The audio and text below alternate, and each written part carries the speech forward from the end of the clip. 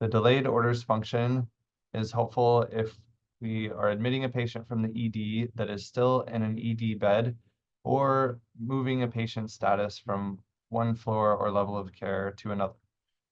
In that case, we can use this delayed order set that allows us to create a separate order set that can be activated when the patient arrives to the new location. So in this case, we'll say admit to medicine. So this will be a patient moving from the ED to internal medicine on an inpatient. We want to make sure that this says delay release of new orders until admit to medicine. If we selected release new orders immediately, they'll just end up in the active tab. So we'll select OK.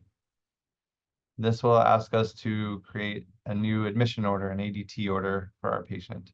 Should say medical observation, enter my name for each of these. We'll say I'm on team 1. I'm also the intern. And my pager is this.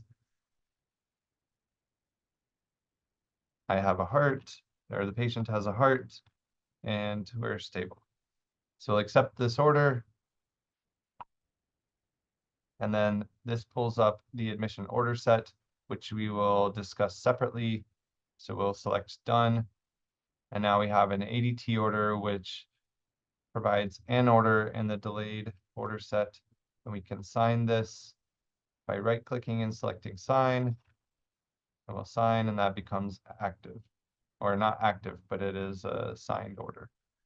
So what we can do, which unfortunately I am unable to demonstrate, but I can show you how, is to transfer orders over from active to delayed. In that case, we go back to the active orders. It's going to ask us, other than this admission order, you haven't entered any orders here. Do you want to cancel this delayed order set? So we'll say no, because we're trying to transfer orders to the delayed order set rather than totally enter all of the new orders from scratch. We'll say no. Then we would scroll to the orders that we want. Let's say these two. You can right click and say copy to new order. And when we do that, it's not going to let us, as I previously described, but we could say delay orders until, select that option instead of the release delayed orders immediately, and select admit to medicine, which is the status that we chose. And it will copy those orders into this delayed release order set. If your patient has delayed orders, the MSA, the floor clerk, should be able to release those orders when the patient arrives to the new floor.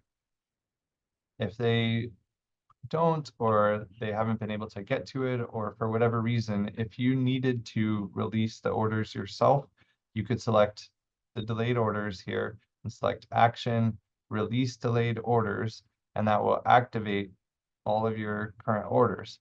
It will nullify the previous active orders. So I don't want to remove all of those right now in case that is what happens. So I won't select this, but that is how you could personally release the delayed orders yourself.